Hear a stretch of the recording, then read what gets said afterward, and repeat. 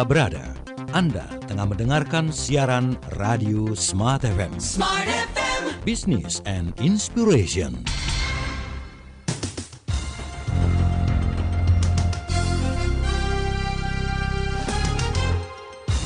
Inilah informasi terkini yang dihimpun tim pemberitaan Smart FM dalam Jurnal 9.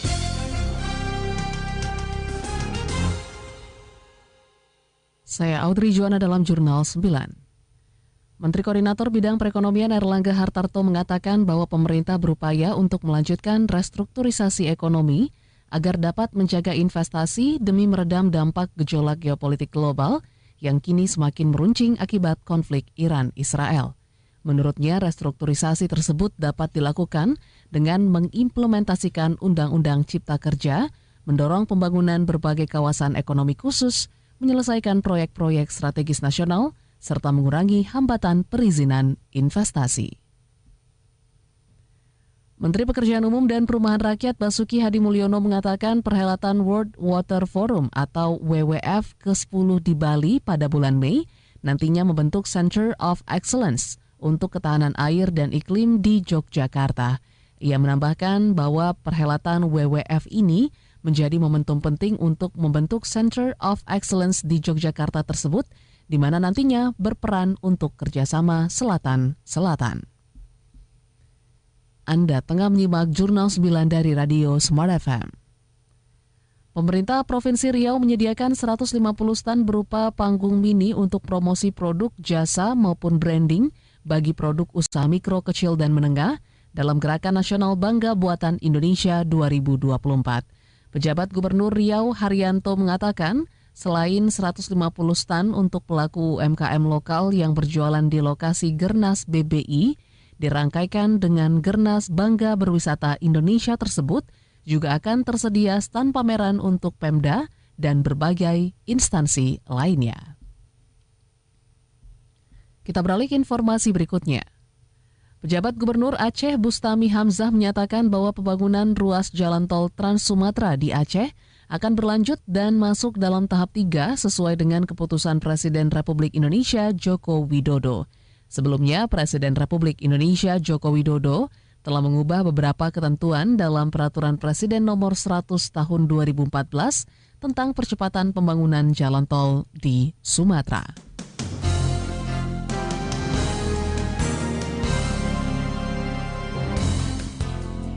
Demikian Jurnal 9. Nantikan kembali informasi aktual berikutnya 1 jam mendatang dari Radio Smart FM.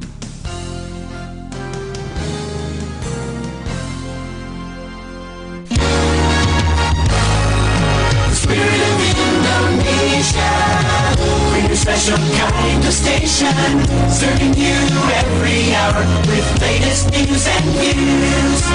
Knowledge is the power, from the east to the west. Smart FM is the best, but the special part lives in the heart of Indonesians like you. Smart FM. Smart FM presents Radio Talk.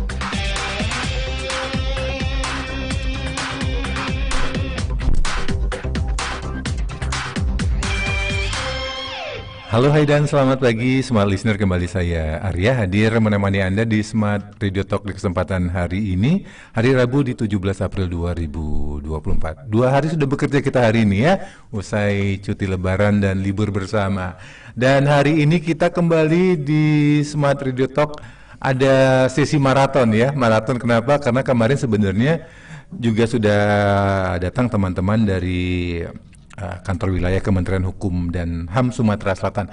Kalau kemarin kita membahas tentang HAKI ya, hak kekayaan intelektual secara umum. Nah, kalau sekarang nanti kita bakal bahas lebih detail terkait dengan HAKI, tapi ini kita ngomongin tentang merek dan indikasi geografis ya. bukan saya yang ahli ya, tapi bakal ada narasumber yang menemani kita, dan sudah hadir di studi kita hari ini ada Bapak Rinaldi Wijaya, penyuluh hukum ahli pertama pada kantor wilayah Kementerian Hukum dan HAM Sumatera Selatan. Selamat pagi, apa kabar Pak Rinaldi Wijaya? Dipanggil Pak Jaya ya? Pak Jaya aja. Pak Jaya, ini kayak nama jalan ya, di Klajil ya? Slogan juga, Jaya. Tapi memang ini semacam roadshow maraton juga ya, karena ada beberapa materi yang bakal kita sampaikan ya di beberapa hari ini. Tapi sebelumnya sudah pernah datang ke Smart FM Palembang? Baru pertama kali. Baru pertama kali ya. Jadi, Oke. Ini dingin-dingin. Dingin-dingin sejuk di sini. Mudah-mudahan first impression-nya bagus ya. Oke. Dan untuk Anda nanti akan kami buka line yang ingin bertanya, silakan ya. Mungkin prolog sedikit dari saya, karena mungkin kemarin kita sudah ngomong tentang haki, itu lebih banyak membahas tentang ada dua macam hak kekayaan intelektual yang diakui. Yang pertama terkait dengan hak cipta dan juga hak terkait lainnya ya. Dan juga ini kaitannya kalau dengan indikasi geografis ini kaitannya dengan komunal ya, di mana pengajuannya katanya harus kelompok atau pemerintah ya. Dan ini tercantum dalam Undang-Undang Nomor 20 Tahun 2016. Ya, detailnya di situ ya. Oke, mungkin di awal Mas Jaya terkait dengan indikasi geografis, mungkin kita belum terlalu familiar ya. Mungkin diinformasikan ke pendengar kita, ke smart listener, apa itu indikasi geografis? Oke, terima kasih Bang ya. Jadi memang indikasi geografis ini memang belum familiar di tengah-tengah masyarakat.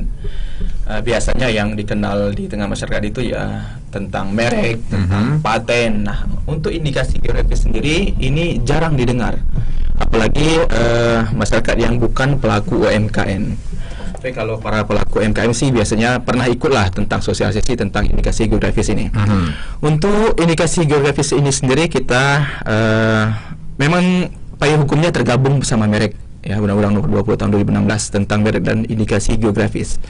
Untuk pengertian indikasi geografis sendiri ini kita simpel aja Bang, ya, biar kita mudah memahaminya. Indikasi dan geografis, dua suku kata ini sudah mempunyai arti yang berbeda. Kata kuncinya gitu ya, indikasi. Karena kalau kita baca peraturannya bingung kita agak susah memahaminya. Kita cari kalimat yang lebih mudah, ya, lebih nyaman didengar. Indikasi ya kalau diartikan ya sebagai tanda lah, tanda-tanda. Kalau geografis ya bisa lingkungan dan manusianya juga di situ. Jadi secara garis besar indikasi geografis ini adalah tanda yang menunjukkan daerah asal. Ya, daerah asal suatu barang yang sudah dihasilkan, yang dijual oleh penduduk setempat, oleh daerah di situ, yang memiliki pertama reputasi, karakteristik dan kualitas. Ketiga ini yang harus ada. Ya, contoh mudahnya nih. Ya, contoh kopi aja Mang. Kita ketahui bahwa hampir seluruh daerah punya kopi. Dan kita pun pecinta kopi. Ya, walaupun saya tidak pecinta kopi juga. Tapi kalau kopi-kopi di sini kan saya minum juga Bang. Bukan yang edik sekali Bang ya. Kopi tapi ini bukan kopi saset ya. Ya bukan. Kopi yang agak tinggi-tinggi dikit lah Bang. Jadi kopi ini kan di setiap daerah pun berbeda, ya, baik itu kopi pagar alam, kopi semendo. Nah, apa yang membedakannya adalah pertama reputasinya. Reputasinya terkenal. Gimana sih reputasinya? Pertama, contoh aja deh, kalau kopi pagar alam mungkin dia lebih hitam. Kopi semendo mungkin lebih kecoklatan. Wanginya mungkin lebih wangi dari pagar alam. Mungkin dia wanginya bau pegunungan. Kalau semendo mungkin wangi-wangi sungai. Contohnya Bang ya. Nah, ini yang membedakan setiap produk dari daerah tersebut. Ya, contoh lagi yang mudah itu dari segi perikanan. Contoh sidat itu kalau anak-anak zaman sekarang mungkin nggak tahu ya sidat ini. Kalau zaman kita tahu belut ya. Kalau anak sekarang nggak tahu belut juga harus banyak-banyak mendirawah kayaknya Bang ya. Jadi sidat ya, sidat yang didaftarkan IG itu ada di salah satunya di Kabupaten Poso, Sulawesi Utara kalau salah. Nah, sidatnya ini dia punya totol-totol. binti-binti ya. Binti-binti. Dia kulitnya kuning kehijauan. Nah, inilah mengapa sidat ini didaftarkan, karena dia mempunyai khas sendiri. Mengapa dia bisa bentuk totol ini? Mungkin karena dia dari kandungan tanahnya, kandungan airnya, kandungan mineral dalam lumpurnya. Padahal di Sumsel juga kalau bilang belut ya setiap rawa pun ada. Di belakang rumah saya pun banyak sekali, Bang. Tapi sama semua belutnya hitam. Ya hitam atau coklat, tidak ada totol. Nah, itu makanya setiap tanda-tanda khusus ini harus didaftarkan, Bang. Biar daerah ini bisa menjual produk yang kekayaan alamnya dari dia langsung. Oke, jadi ibaratnya setiap produk katakanlah dan tanda kutip seperti itu harus punya karakter tentu ya. Karakter dan reputasi. Reputasi ini bukan yang baru kemarin. Oh, ini nih ada kopi wangi sekali. Kopi Bang Hamsyong misalnya. Kita daftarkan, nggak bisa, Bang.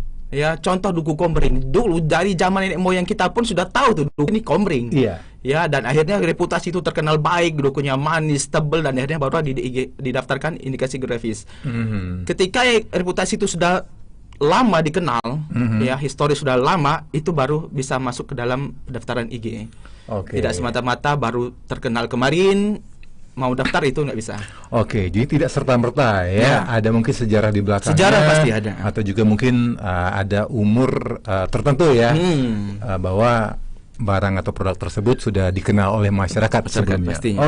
Terkait dengan IG ini, karena ini komunal, apakah komunitas tertentu, apakah pemerintah atau individu tertentu juga yang bisa mendaftarkan? Katakanlah seperti itu. Nah, untuk pendaftarannya ada dua yang bisa. Pertama adalah masyarakat peduli indikasi geografis. Jadi masyarakat peduli indikasi geografis ini adalah penduduk setempat, baik itu dia petani, pengolahnya atau pengrajinnya, yang mau bersama-sama untuk mengakui bahwa barang yang diciptakan itu adalah dari mereka, dari daerah asal, dari kekayaan alam daerah mereka, lalu diolah dan lalu bisa dihasilkan. Kalau mereka tidak bisa bersama-sama, tidak akan bisa didaftarkan secara personal. Harus kelompok ya? Harus kelompok, mereka harus bersama-sama. Mereka harus bergandengan tangan membentuk masyarakat peduli akan hasil kekayaan mereka sendiri. Atau minta bantuan Pemda setempat. Bantuan Pemda setempat. Jadi Pemda setempat ini kita rangkul lah, kita gandeng. Toh hasilnya nanti kan berdampak ke Pemda setempat juga kan, meningkatkan perekonomian daerah setempat juga kan. Pemda setempat pun dikenal oleh masyarakat luar juga. Jadi ada dua ya, bisa dari komunitas atau kelompok atau juga dari pemerintah setempat, pemerintah daerah, baik kabupaten kota seperti itu ya. Nanti prosedurnya dijelaskan lebih detail ya. Nah, kalau ngomong-ngomong tadi mungkin ngasih contoh terkait dengan produk yang bisa didaftarkan IG adalah mungkin tadi belut atau kopi ya. Nah, kalau produk-produk lain yang bisa didaftarkan ini kira-kira produk apa saja nih, Mas Jaya? Banyak, dari sektor perikanan pun banyak ya, sektor perikanan, peternakan, hasil hutan, kerajinan tangan, hasil hutan contoh madu atau minyak astri ya. Minyak astri itu minyak dari daun yang diolah jadi dapat minyaknya. Madu pun ada. Kalau perikanan tadi contohnya dari sidat kan, dari udang, dari udang juga. Ada daging dari peternakan. Kalau untuk pertanian tuh lebih banyak. Kopi, beras, kacang mete, duku, nanas. Pokoknya yang produk yang dihasilkan alam itu yang mempunyai ciri khas tersendiri. Pastinya. Kalau ngomong nanas, apa mungkin nanas Prabu Muli sudah didaftarkan? Nanas Prabu Muli ini kemarin sempat didaftarkan tapi ditarik kembali karena ada yang kurang. Karena itulah kita tadi berbicara sebelum mulai tadi, IG ini spesial dan mempunyai tantangan tersendiri. Ada namanya dokumen deskripsi. Nah, ketika pendaftaran ini langsung lompat-lompat. Enggak apa-apa ya. Tapi minimal ini teaser dulu ya. Iya, benar. Jadi mungkin sudah didaftarkan walaupun mungkin sekarang prosesnya perlu dilengkapi perlu lagi. dilengkapi. Ya, oke. Kalau tadi produk-produknya ya, produk-produk yang bisa didaftarkan mungkin dari pertanian, perikanan, perkebunan, perhutanan, banyak Masih hutan, sebenarnya ya. ya. Cuman mungkin sampai sekarang belum terlalu banyak yang didaftarkan, dan prosesnya juga mungkin belum selesai karena ada beberapa hal mungkin dokumen yang belum dilengkapi ya. Nah, kalau akhirnya nih bisa gimana, maksudnya seperti ini, gimana kita bisa menentukan bahwa sebenarnya produk ini layak untuk kita daftarkan dalam kriteria indikasi geografis. Apa nih kira-kira syarat-syarat atau mungkin kriteria yang harus dipenuhi? Kriteria ini ya seperti ya pengertian tadi, kita tarik sedikit dari pengertian tadi, bahwa produk ini harus memiliki karakteristik dan kualitas. Ya, contoh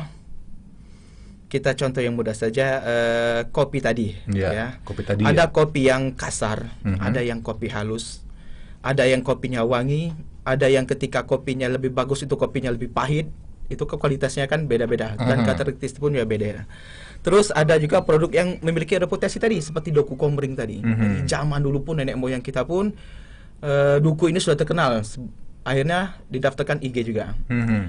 Tahu Gambir, Mas? Tahu Gambir. Iya, waktu dulu saya juga sering tuh nenek saya untuk nyeri. Untuk nyeri ya. Itu saya yakin tebakan deh. Anak zaman sekarang nggak tahu Gambir. Itu zaman dulu pun saya kecil waktu SD pun sudah tahu tuh Gambir tuh untuk membersihkan gigi kalau nyeri ya, dan juga untuk warna juga, dan untuk kalau kulit itu untuk melembutkan. Nah, ini kan reputasi kan sudah terkenal nih Gambir ini dari zaman dulu untuk bisa memutihkan gigi, untuk kesehatan gigi itu bisa. Kemudian yang reputasi seperti inilah yang perlu ada. Dia tidak semata-mata baru terkenal langsung didaftarkan, tidak bisa. Dia harus mempunyai reputasi yang baik dari dulu.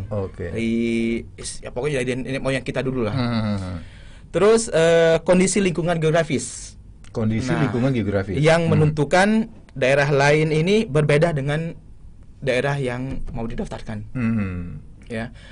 Kopi Pagar Alam punyai ketinggian lebih tinggi daripada daerah lain. Ya, dia punyai ketinggian berapa mdpl baru bisa kopinya dapat kopi pahitnya pas, ya, dari wanginya, dari lembutnya, dari kekentalannya itu pasti berbeda dengan kopi daerah yang lebih di bawah. Itu geografis sangat menentukan. Begitupun sebaliknya, kopi yang di daerah lebih bawah pun beda pasti karakternya dengan kopi yang lebih tinggi. Ya, mungkin dia lebih netral rasanya, lebih coklat. Nah, seperti itu. Dan satu lagi, identitas produk berhubung erat dengan area produksi kondisi alam, warisan budaya. Nah, seperti itu ya. Jadi seperti tenun, masyarakat di suatu yang punyai tenun songket itu pasti juga berbeda benang dipakai ataupun alat yang dipakainya. Teknik dalam menenun songket itu pasti beda. Ya, jadi alat yang digunakan SOP-nya pun beda. Gitu. Jadi ibaratnya rumit ya. Dia berkaitan dengan alam dan dia berkaitan dengan penduduk setempat. Warisan budayanya bagaimana mereka mengolahnya. Tapi saya yakin walaupun ribet ini punya banyak manfaat sebenarnya. Pasti banyak manfaat lah, Bang. Kalau kita bicara tentang manfaat, apa manfaat yang kita peroleh atau komunitas tersebut peroleh atau daerah tersebut peroleh kalau IG ini sudah didaftarkan, ya, Mas Jaya? Yang pertama pastinya mendapatkan perlindungan hukum terhadap produk barang yang dihasilkan, ya. Jadi tidak semata-mata orang ini bisa mengeklaim nih, ternyata ada daerah lain dilihatnya mereka ini sudah membentuk suatu MPGID, ternyata mereka duluan nih secepatan. Oke, kita ambil nih, kita duluan nih, nggak bisa kayak gitu pastinya. Ketika dia sudah mendaftarkan, sudah sertifikat muncul, ketika ada pihak lain yang mengklaim itu tidak bisa. Kedua, bisa meningkatkan perekonomian suatu daerah tersebut. Jadi contoh nih, misalnya kopi sudah terkenalkan, bisa meningkatkan penghasilan lain. Mereka bisa membuat baju, bisa membuat ornamen-ornamen daerah tersebut. Ya, tulisan baju kopi Semendo, kan itu bisa meningkatkan penjualan yang lain, bisa meningkatkan perekonomian daerah tersebut.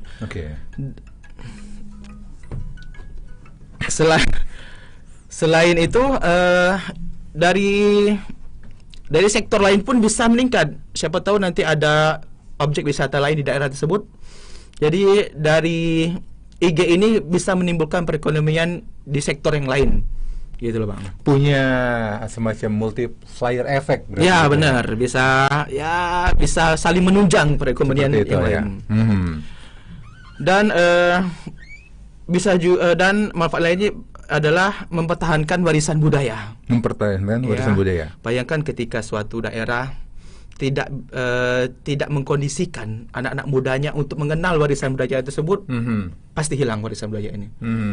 Dan bisa juga mendorong Pemda setempat untuk saling kolaborasi, ya, untuk mengadakan pelatihan, mengadakan sosialisasi, untuk mengadakan pameran di skala nasional ataupun internasional. Jadi semakin terkenal daerah tersebut dan produk yang dihasilkan.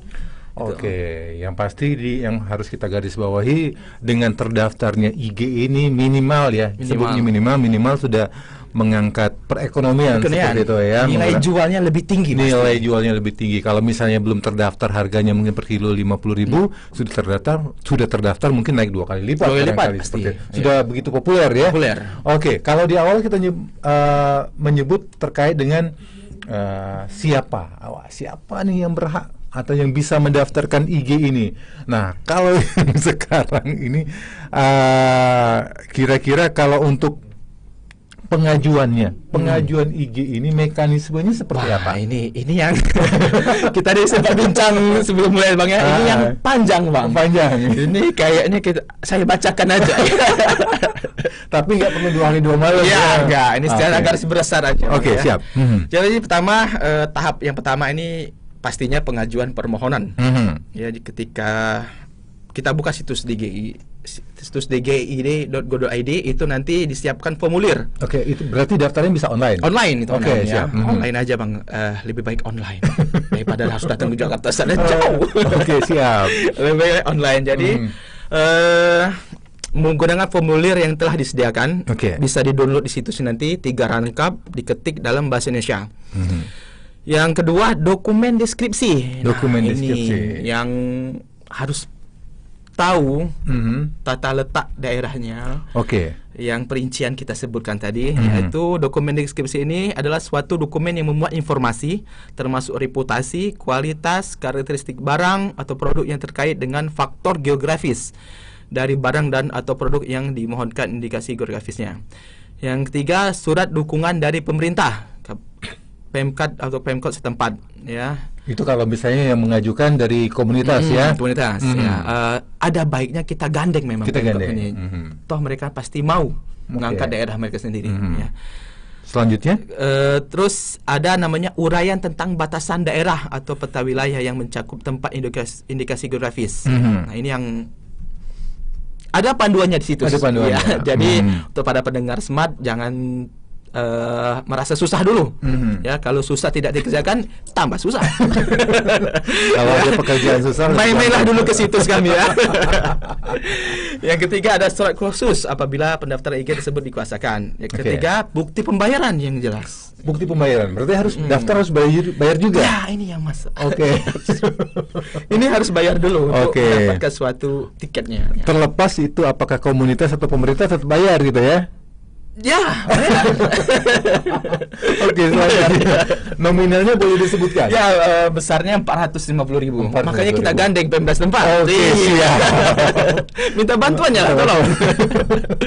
Setelah tahap pertama diajukan, nanti tim pemeriksa itu selama 30 hari. 30 hari lama ya, pasti orang mikir, kok lama banget? Ya memang lama. Karena indikasi geografis ini perlu diperiksa secara detail dokumen deskripsinya. Ya, makin lengkap deskripsinya makin bagus ya. Makin bagus. Kalau tanpa, dan dia tidak mengandung unsur-unsur yang menentang pemerintahan. Siap. Jadi jika ditolak, permohonan tersebut bisa diperbaiki dalam rentang waktu 3 bulan. Jadi pemohonnya bisa memperbaiki dokumen tersebut selama 3 bulan. Dia pelan-pelan diperbaiki apa yang kurang, apa yang kurang pas diperbaiki. Karena memang dokumen deskripsi inilah yang sedikit panjang pengisiannya. Setelah itu, setelah administratif kita pindah ke pemeriksaan substantif nanti. Setelah administrasi lolos, nanti ada tim ahli dari DJKI yang datang ke daerah itu untuk memeriksa nih, ya batasan daerahnya, tanahnya, produknya. Inilah yang kenapa IG ini cukup lama, ya. Dia dibutuhkan pemeriksaan secara detail di setiap unsur yang ada, di setiap unsur di dalam penjelasan dokumen deskripsi ini. Datang langsung ke tempat, ya, dan itu pun butuh waktu pastikan ya. Apalagi kalau daerah yang jauh dari kota, dia butuh waktu yang cukup panjang perjalanan daratnya. Apalagi kalau misalnya daerahnya luas gitu ya. Luas. Okay. Dan itu pun tidak bisa satu daerah. Dia harus dicocokkan dengan daerah yang lain yang punya karakteristik yang sama. Berarti harus ada daerah pembanding juga. Pembanding gitu juga. Ya? Oke, itu yang buat lama IG ini. Oke. Ketika ditolak, misalnya ternyata setelah diperiksa, barang atau produk hasil alam ini ternyata sama karakteristiknya, kualitasnya dengan produk lain, maka bisa mengajukan tanggapan nih terhadap pemohon. Mereka bisa membuat tanggapan bahwa barang kami ini beda loh, tidak sama. Ini loh, mungkin penjelasan dokumennya belum jelas, silakan diperjelas kembali oleh pemohon. Mirip-mirip banding gitu ya. Banding. Siap. Jadi enggak semata-mata kita tolak, enggak. Kita beri kesempatan kepada pemohon untuk memperbaiki, untuk menjelaskan secara detailnya apa yang beda, apa yang mempunyai kualitasnya. Ya, lanjut ke pengumuman setelah mereka sudah lolos semua. Nah, pengumuman ini DJKI nanti mengumumkan bahwa contoh barang A ini didaftarkan. Nah, pengumuman ini akan dirilis dalam berita resmi indikasi geografis selama 3 bulan. Nah, dalam berita resmi ini nanti ada nih orang-orang yang ngelihat apakah kopi ini sama dengan kopi mereka, apakah produk ini sama dengan produk mereka. Dalam produk itu sudah jelaskan nih tentang pattern. Nah, di pattern itu istilahnya rumus-rumus mereka. Apakah rumus mereka sama dengan rumus kami gitu loh. Apakah karakteristiknya bahannya sama, kandungan mineralnya sama. Kalau sama, pasti ada posisi menentang. Betul. Kan pasti mereka akan mengajukan keberatan. Betul. Dan di dalam 3 bulan inilah mereka saling ajukan nanti. Itulah. Nah, setelah itu apresiasi pendaftaran sudah juga pendaftaran. Nah, setelah semua lolos, barulah nanti pendaftaran secara resmi. Ketika sudah tidak ada lagi posisi, ya, tidak ada lagi banding, tidak ada lagi sanggah menyangga, barulah resmi didaftarkan. Daftarkan. Setelah didaftarkan berarti sudah aman semua nih prosesnya. Setelah aman barulah diterbitkan sertifikat selama dalam jangka waktu 2 tahun. Nah, penerbitan itu jangka 2 tahun, Bang. Jangka 2 tahun. Karena apa? Selama 2 tahun itu pun akan dilakukan pengawasan terhadap produk yang dihasilkan ini. Jangan sampai nanti hari ini didaftarkan bagus, besok bulan depan datang lagi berubah. Hancur kualitasnya. Berarti hanya ingin mendapatkan label aja berarti ya produk ini. Makanya 2 tahun sertifikatnya. Jadi baratnya setelah didaftarkan 2 tahun baru keluar. Berarti memang perlu perlu verifikasi lebih detail ya. Ya, benar. Ini jangan sampai kualitasnya nanti tiba-tiba berubah. Tidak bertahan lama dan berubah. Seperti itu. Oke lah. Masih banyak smart listener yang akan kami bahas terkait dengan IG ya, terkait dengan indikasi geografis ini. Tapi sebelumnya kita break iklan dulu untuk menyimak beberapa commercial break berikut ini untuk Anda. Smart FM presents Radio Talk.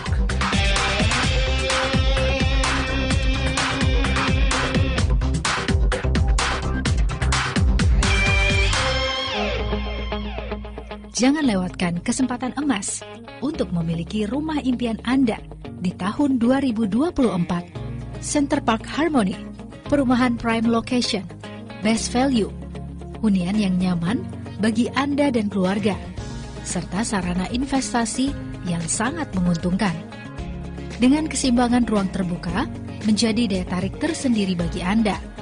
Center Park Harmony saat ini memasarkan 490 unit rumah dengan desain Skandinavian berkonsep modern minimalis. Tersedia tipe rumah 38, 45, townhouse 68 dengan harga yang terjangkau, mulai dari 400 jutaan. Anda sudah bisa memiliki rumah semewah ini. Booking fee 5 juta plus angsuran KPR 3 jutaan per bulan. Dapatkan free instalasi listrik, air pump, PBG, AJB, BBN, BPHTB, serta sertifikat hak milik sudah pecah. 7 bulan rumah sudah siap huni. Tak hanya itu, Center Park Harmony sudah dilengkapi musola, clubhouse, jogging track, taman bermain, dan lapangan olahraga. Berlokasi strategis di jantung alang-alang lebar, dekat dengan akses transportasi umum, rumah sakit, sekolah, pasar, serta bandara. Hubungi marketing kami sekarang atau kunjungi marketing galeri Center Park Harmony di Jalan Boulevard Citra Grand City, nomor 88 Palembang. Center Park Harmony Palembang, perumahan murah, berkualitas, dan mewah di kelasnya, dengan harga 400 jutaan.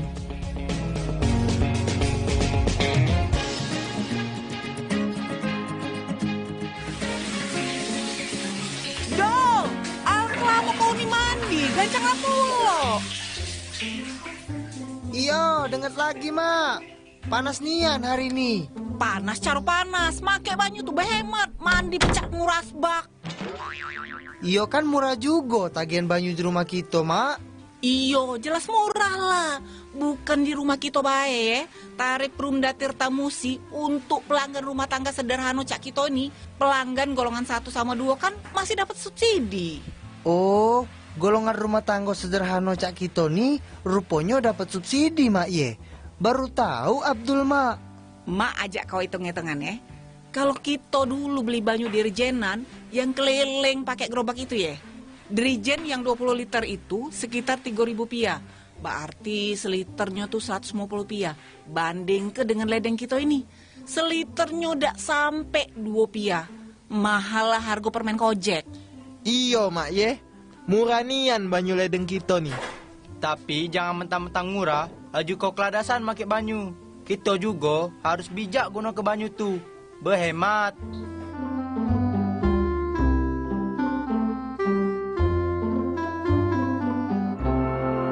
Center Park Harmony, perumahan murah, berkualitas, dan mewah di kelasnya dengan harga 400 jutaan.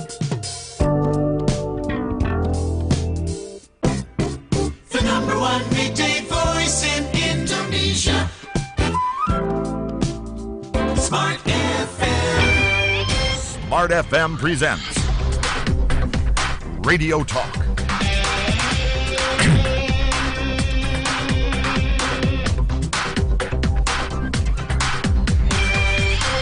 Baik, Smart Listener, kembali bersama saya Arya dan juga Mas Rinaldi Wijaya atau Bang Jaya ya, dari kantor wilayah Kementerian Hukum dan HAM Provinsi Sumatera Selatan. Kita masih membahas tentang indikasi geografis. Tadi mungkin sudah ada disebutkan terkait dengan siapa yang berhak mendaftarkan, bagaimana prosesnya, dan prosedur apa yang harus dilalui ya, sampai mungkin biaya-biaya lainnya seperti itu ya. Tapi belum dibahas nih Mas Jaya terkait dengan jangka waktu setelah akhirnya diakui ini sebagai sebagai indikasi geografis, kira-kira berapa lama nih pengakuannya ini? Gimana? Untuk indikasi geografis ini tidak ada jangka waktu. Tidak ada jangka waktu. Bisa pakai selamanya asal ada asalnya. 3 ini tadi yang dipertahankan. Reputasi, kualitas, dan karakteristiknya ini tetap sama ketika dia mendaftar. Oke, kualitas terjaga ya. Pasti harus terjaga terus. Jadi suatu saat ada pengawasan, ketika dicicip sama rasanya, dia tetap berlaku indikasi geografisnya. Tidak ada seperti 5 tahun berasa berlaku habis, nggak ada seperti itu. Pokoknya selamanya asal 3 ini tetap dipertahankan. Oke, daftar sekali dipakai seumur hidup, katakan seperti itu ya. Oke, kalau tadi ada syarat-syarat dan apa saja yang boleh didaftarkan sebagai produk indikasi geografis ya. Ada nggak nih produk-produk yang tidak boleh atau dilarang untuk didaftarkan pada indikasi geografis ini, Mas Jaya? Jadi ciri-ciri yang tidak bisa ini, pertama, produk yang didaftarkan ini bertentangan dengan ideologi negara. Peraturan perundang-undangan, moralitas agama, melanggar ketitipan umum. Contoh, menanam daun yang bisa memabukkan, itu mungkin otomatis tidak bisa lah. Boleh. Iya. Bayangkan kalau itu legal, bahaya sekali. Tanpa menyebut nama. Iya benar. Sudah pada tahu semua lah pasti kan ya. ataupun dari hasil peternakan yang dulu ada yang dari kotoran yang bisa memabukkan itu. Itu kan ada tuh. Itu yang nggak bisa didaftarkan. Ya pokoknya yang melanggar peraturan perundangan, melanggar agama di tempat umum. Nah, terus yang kedua, menyesatkan atau memperdaya masyarakat mengenai reputasinya, kualitas atau karakteristiknya. Contoh, ada pihak-pihak tertentu ini mendaftarkan barang yang serupa, tapi niatnya beda nih. Niatnya beda. Memakai kopi daerah A yang kualitasnya ternyata hancur. Ya itu pasti ditolak karena kan pasti ada pemeriksaan pastinya. Seperti itu. Yang ketiga, produk yang sama yang digunakan dengan produk lain itu sudah otomatis ditolak. Daerah A ternyata karakteristiknya sama dengan karakter B, dari kualitasnya, dari rasanya, dan ternyata reputasinya pun beda nama saja ternyata. Beda penyebutannya itu pun pasti beda karena jenisnya sama. Itu sudah pasti ditolak ya. Ditolak itu pasti. Jadi untuk ketiga produk tadi, smart listener mungkin tidak perlu didaftarkan ya, karena mungkin langsung bakal ditolak atau di reject. Tadi mungkin di awal sudah disebutkan juga terkait dengan biaya pendaftaran ya. Jadi biaya pendaftaran tadi di depan sempat disinggung ya, itu 450.000. Dan ini langsung ditransfer ke negara ya, PNBP. Jadi tidak ada memberikan cash kepada seseorang. Kita pangkas praktek-praktek yang curang. Terus ada juga tadi kan disinggung tentang pemeriksaan substantif, itu juga didaftarkan dulu. Itu biayanya 1 juta. 1 juta ya. Itulah mungkin. Biayanya seperti untuk itu yang ya? lebih jelasnya biayanya bisa dicek di situsnya. Lebih detail di situ ya. Kita kasih kisi-kisi doang di sini ya. Biar dipersiapkan uang ya. Terus juga ini kalau Sumatera tadi di awal kita ngomong tentang nanas Prabu Muli. Kalau Sumatera Selatan secara umum nih, secara mendaftarkan indikasi geografis apa aja nih?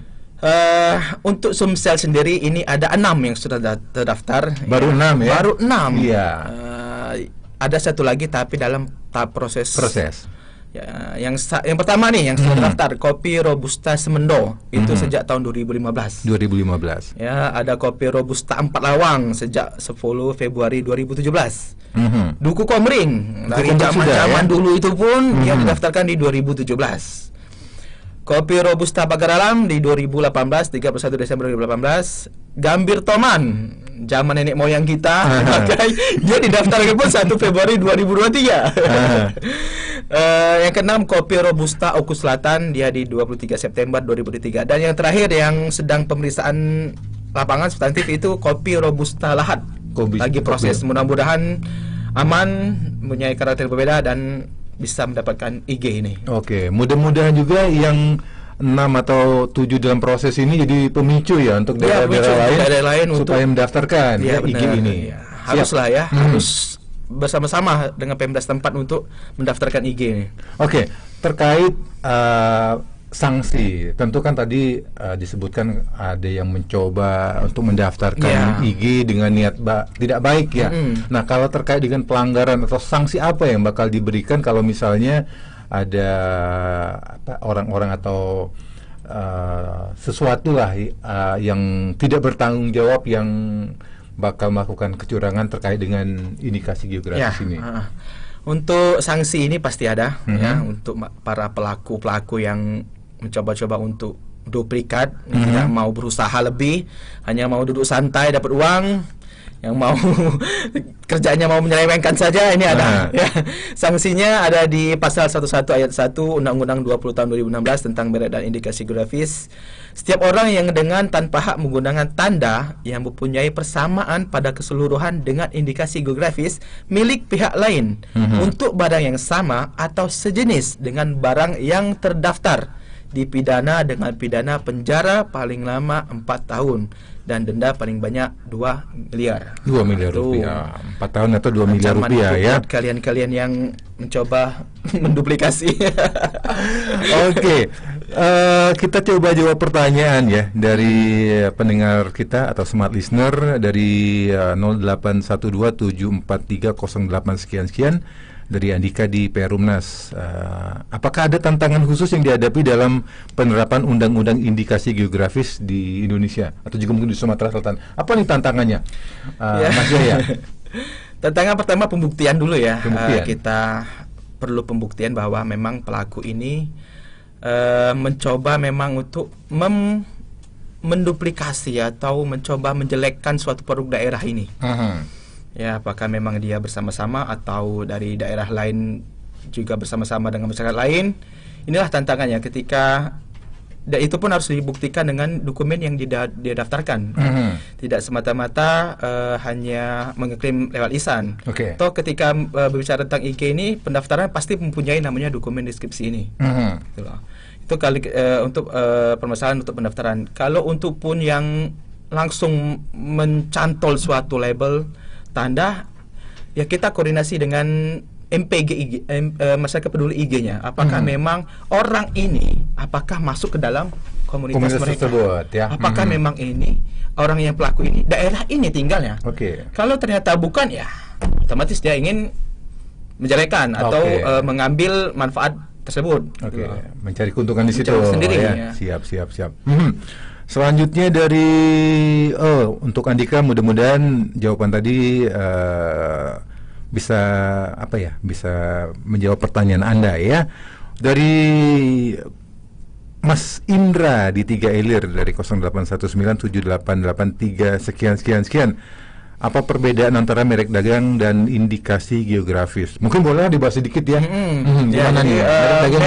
Merek ya. Indikasi geografis. Kalau indikasi geografis sudah kita singgung, dia harus bersifat komunal. Kalau merek ini kan bersifat bisa personal. Dan merek ini tidak tergantung dengan faktor geografis yang tadi. Kalau indikasi geografis pasti tergantung dengan faktor geografis, alam dan manusianya. Kalau merek ini kan bisa tergantung orangnya sendiri. Dia personal pun bisa menciptakan suatu barang dagangannya sendiri. Contoh misalnya pempek asam manis. Contoh, kan ini kan bahannya umum, tapi dia cuma meracik tambahin sedikit mungkin buah asam atau gula tambah banyak sedikit. Nah, ini yang perbedaannya. Kalau merek itu tidak tergantung dengan faktor alamnya, faktor geografisnya. Kalau indikasi geografis pasti tergantung dengan faktor yang disebutkan tadi. Seperti itu ya. Ini ada juga Bung Nano, mungkin pertanyaannya mirip-mirip tadi ya, terkait dengan penegakan hukum terhadap pelanggaran indikasi geografis, tadi sudah dijawab ya. Dari Bung Tara di Sukabangun, bagaimana konsumen dapat membedakan produk asli yang dilindungi oleh indikasi geografis dan produk palsu? Ada juga gitu produk palsu jadi, ya? Nah itu yang coba untuk memalsukan tadi. Jadi setiap produk yang sudah terdaftar IG nanti dia akan mendapatkan label di bungkusnya, di kemasan plastik lah ya. Kemasan. Nah, yang tahu-tahu ini kan ialah memang para penggiatnya, para masyarakat pedulinya IG-nya. Dan bentuk dari hasil olahannya tadi, bungkusnya, kemasan, kan pasti daerah itu sendiri yang tahu. Karakteristik bungkus pun mereka pasti tahu. Nah, jadi ketika membedakannya, ya ketika ada yang mencurigakan, salah satu caranya tanya ke para penggiat ini, para masyarakat peduli ini, apakah memang produk ini hasil dari kalian atau ada yang memalsukan. Kalau ada yang memalsukan, ya langsung aja kita langsung cari tahu, telusuri, dan kita laporkan. Nah terkait dengan pengakuan indikasi geografis di Indonesia, apakah juga harus didaftarkan kalau misalnya ingin menjual produk tersebut ke negara lain atau luar negeri gitu, Mas Jaya? Enggak, jadi ketika sudah terdaftar di IG ini sudah skala internasional. Jadi ketika kopi Robusta, kopi Arabica itu sudah terkenal sampai Amerika. Jadi tidak perlu kita daftar ke Amerika. Malah Amerika yang mencari kopi yang sudah terdaftar, yang sudah mempunyai label indikasi geografis Indonesia ini sendiri. Itulah yang mungkin menaikkan harga tadi ya, pasti nilai keekonomian seperti itu ya. Lah, kita break kembali ya, Mas Jaya dan Smart Listener, kami akan kembali lagi di Smart Radio Talk hari ini. Tapi sebelumnya kita simak dulu ada commercial break berikut ini untuk Anda. Smart FM presents Radio Talk.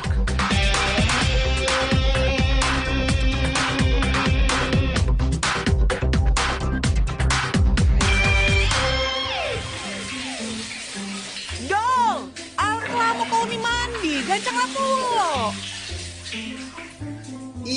hangat lagi, Mak. Panas nian hari ini. Panas caro panas, make banyu tuh berhemat, mandi pecah nguras bak. Iyo kan murah juga tagihan banyu di rumah kita, Mak. Iyo, jelas murah lah. Bukan di rumah kita bae, tarif Rumda Tirta Musi untuk pelanggan rumah tangga sederhana Cak Kito ini, pelanggan golongan 1 sama 2 kan masih dapat subsidi. Oh, golongan rumah tangga sederhana Cak Kito nih rupanya dapat subsidi, Mak ye. Baru tahu Abdul, Mak. Mak ajak kau hitung-hitungan ya. Kalau kita dulu beli banyu dirijenan yang keliling pakai gerobak itu ya, dirijen yang 20 liter itu sekitar 3.000 rupiah. Berarti seliternya tuh 150 rupiah. Banding ke dengan ledeng kita ini, seliternya udah sampai 2 rupiah. Mahal lah harga permen kojek. Iyo, Mak ye.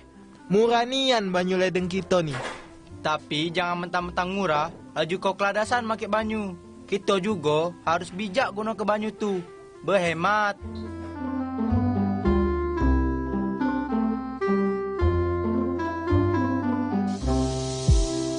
Baru saja Anda bersama kami di program Smart Happiness yang dipersembahkan oleh Perumahan Center Park Harmony. Center Park Harmony, perumahan murah, berkualitas, dan mewah di kelasnya dengan harga 400 jutaan. Smart Happiness.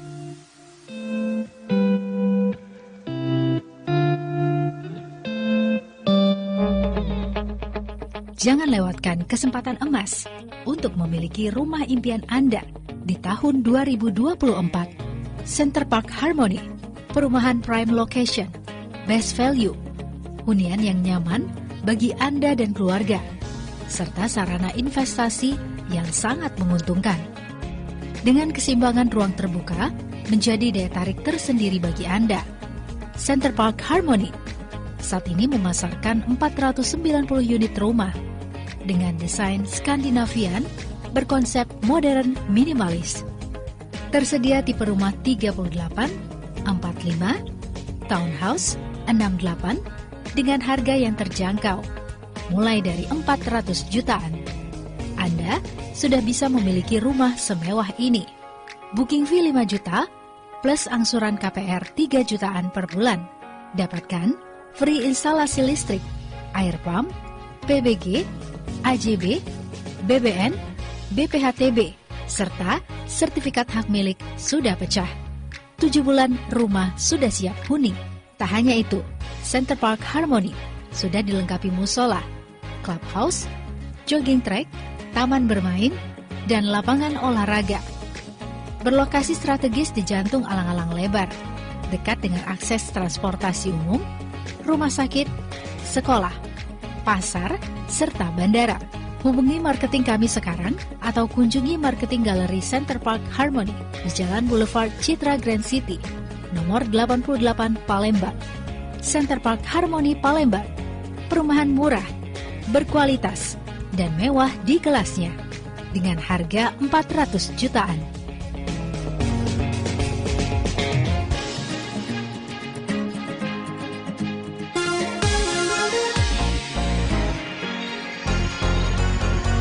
This is Smart FM.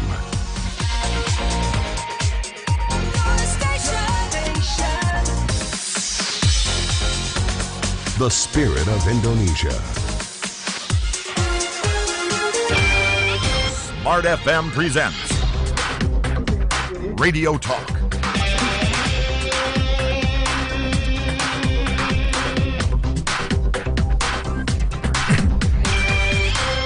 Baik, masih kami temani Anda Smart Listener di Smart Radio Talk hari ini. Kita di sesi terakhir.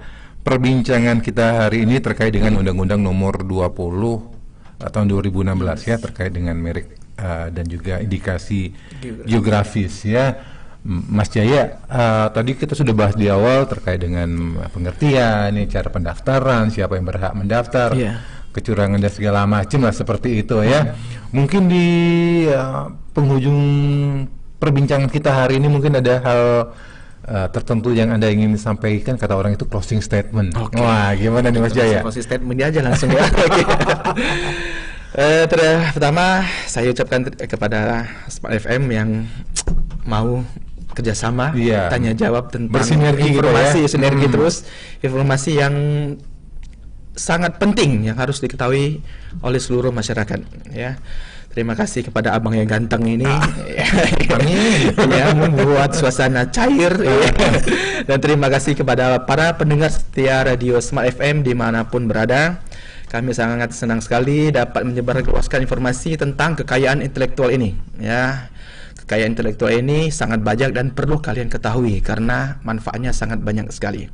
Nah, sebentar lagi Kanwil Kementerian Hukum dan HAM akan mengadakan acara nih dalam rangka memperingati Hari Kekayaan Intelektual Sedunia yang jatuh pada tanggal 26 April. 26 April ya, hari Jumat ya. Ya, jadi kami akan mengadakan sosialisasi nih tentang kekayaan intelektual ke peserta didik SMA, SMK. Ya, kebetulan nanti sudah direncanakan ke depan itu ada yang di Palembang, ada yang di Sekayu, ada yang di Pagar Alam. Kita datang ke SMA dan SMK, kita sosialisasikan kekayaan intelektual beserta juga dengan para pejabat yang ada, dengan kepala divisi, dengan kabid yang ada, dan selain itu juga buat para pendengar yang belum jelas ataupun pengen informasi lebih lanjut, pengen praktek pendaftarannya, bisa datang langsung ke kantor wilayah Kementerian Hukum dan HAM Sumatera Selatan di Jalan Jenderal Sudirman KM 3,5, tepatnya di seberang Taman Makam Pahlawan, ya, di seberang IGM dan di sebelah IGM dan sebelah MTS.